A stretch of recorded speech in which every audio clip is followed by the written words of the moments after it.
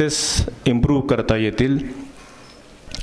बरंच विश्लेषण करून ट्रॅफिकचे काही जंक्शन्स, सिग्नलिंग सिस्टम आणि असे बऱ्याच जे बॉटलनेक्स आहेत त्यांचा काही अभ्यास करण्यात आला.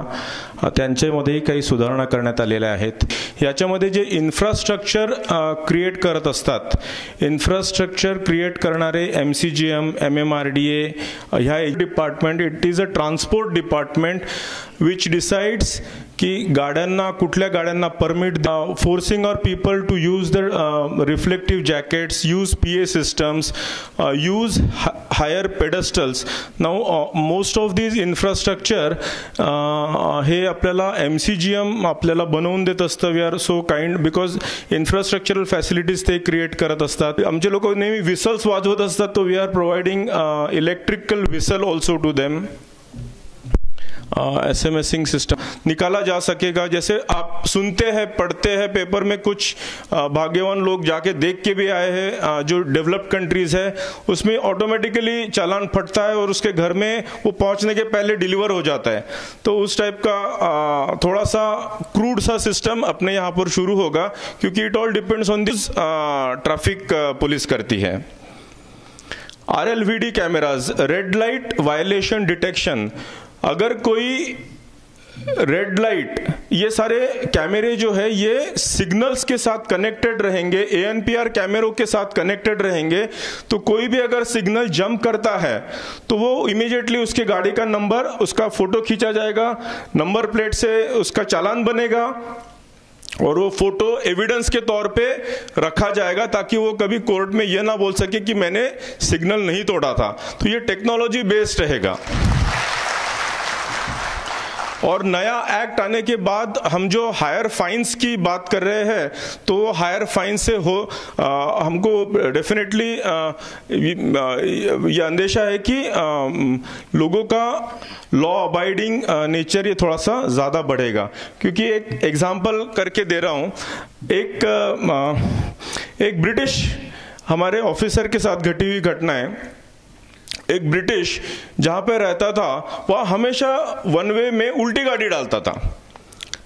तो एक बार पकड़ा गया, 2 बार पकड़ा गया. फिर उसको पूछा, यार you are British, why don't you, आप वहाँ पे लॉ अबाइड करते हैं, यहाँ पर क्यों आप?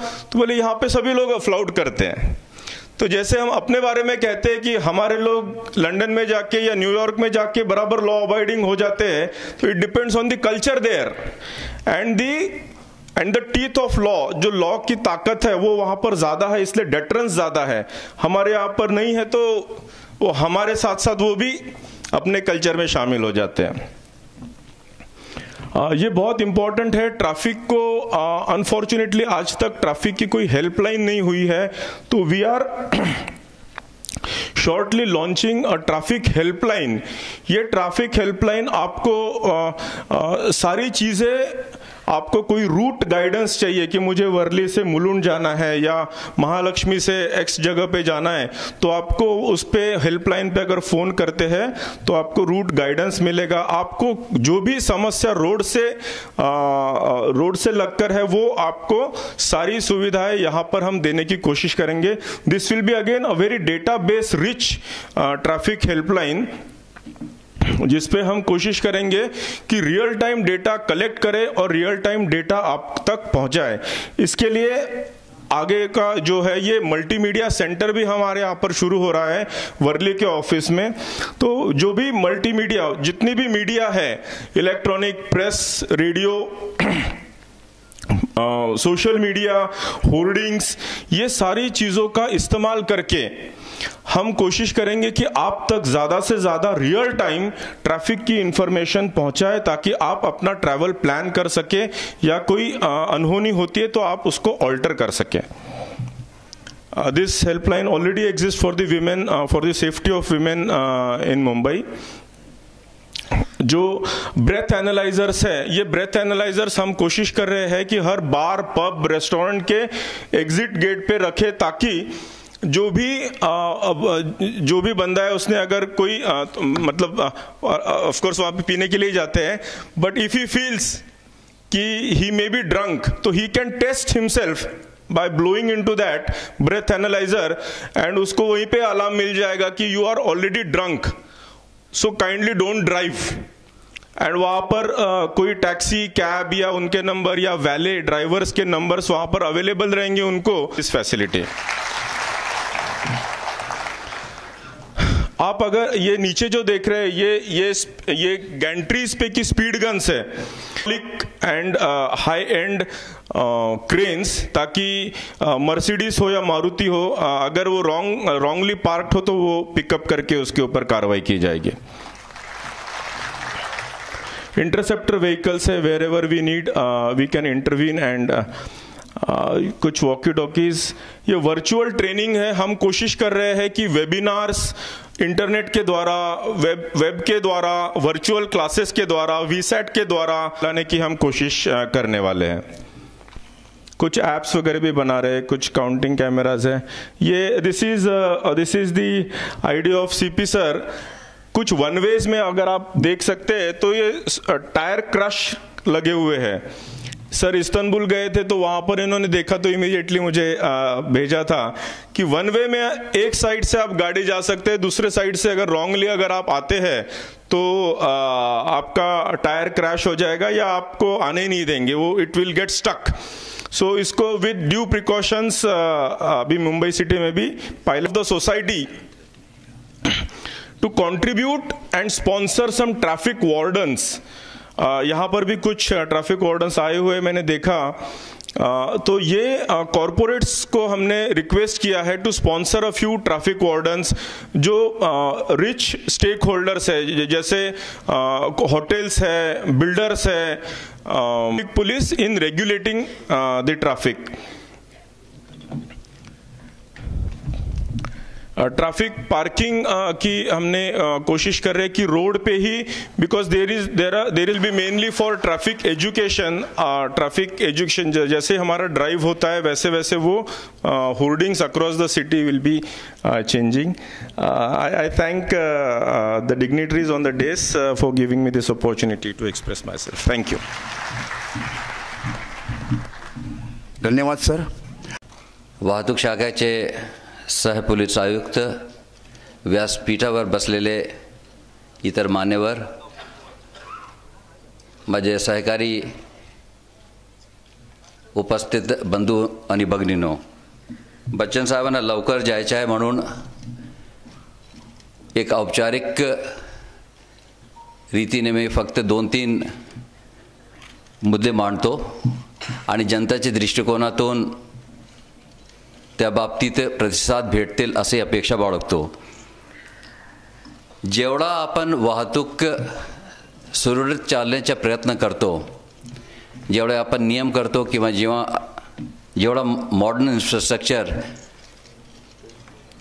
ची व्यवस्था करतो, शेवटी जोपर्यंत प्रत्येक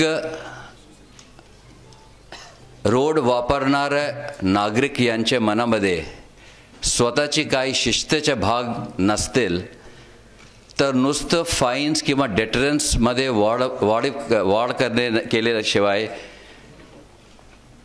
हा प्रॉब्लेम कमी होईल। परंतु ज्या पद्धतीने आपण इतर बाहेर देशामध्ये डिसिप्लिन्ड ट्रॅफिकचे आपल्याला दृश्य भेटतात तो आपल्याला होणार नाहीत।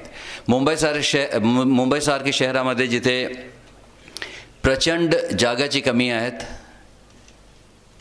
मोठ्या प्रमाणात लोकसंख्या आहेत आणि त्याचबरोबर वाहनांची संख्या दररोज वाढत चालत आहे, जोपर्यंत आपल्याला 2-3 गोष्ट बाबतीत बदल येणार नाही तोपर्यंत आपल्याला ट्रॅफिकचे प्रॉब्लेम नेहमी राहणार आहेत।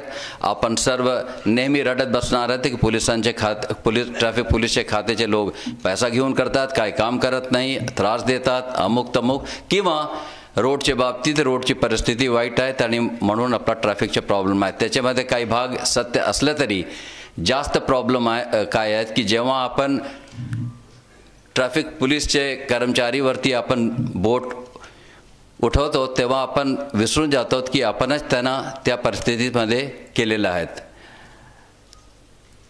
कायद्याचे उल्लंघन केल्यानंतर तुम्ही शॉर्टकट म्हणून काहीतरी त्यांना देण्याचे प्रयत्न करतात आणि त्यानंतर पुन्हा आणि वारंवार त्या उल्लंघन करतात. कारण दुर्दैवाने सध्या आपल्या कायद्यामध्ये फाईनचे प्रमाण एवढा अल्प आहेत, 100 रुपये जवळपास. जास्तीत जास्त आपले उल्लंघनचे कायद्यामध्ये फक्त 100 रुपयाचे आहेत. त्याचा परिणाम आजच्या काळामध्ये कोणाला होत नाही.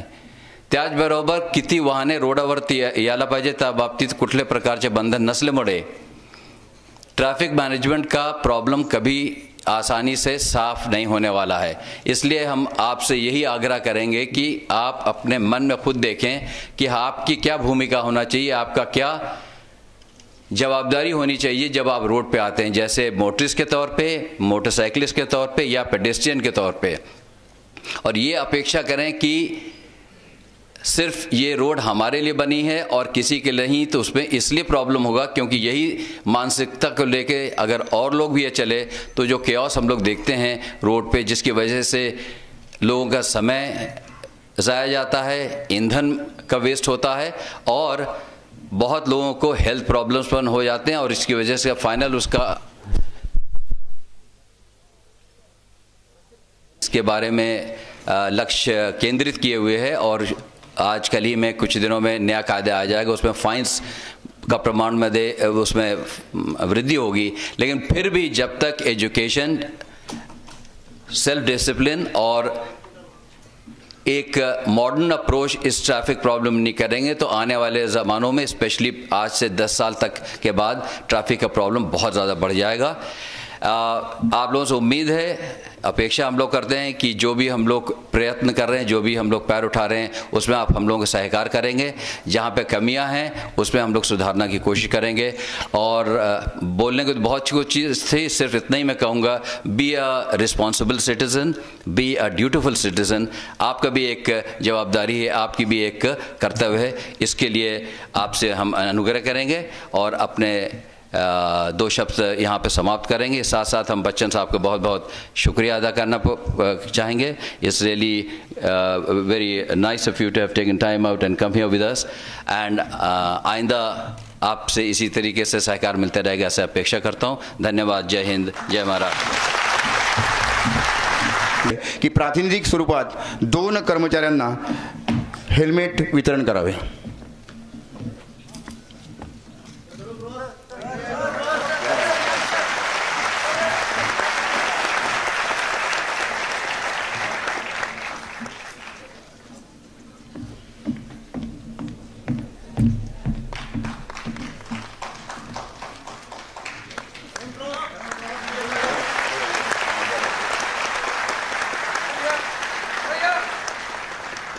धन्यवाद सर. यानंतर जनजागृती होर्डिंग्स अनावरण होईल.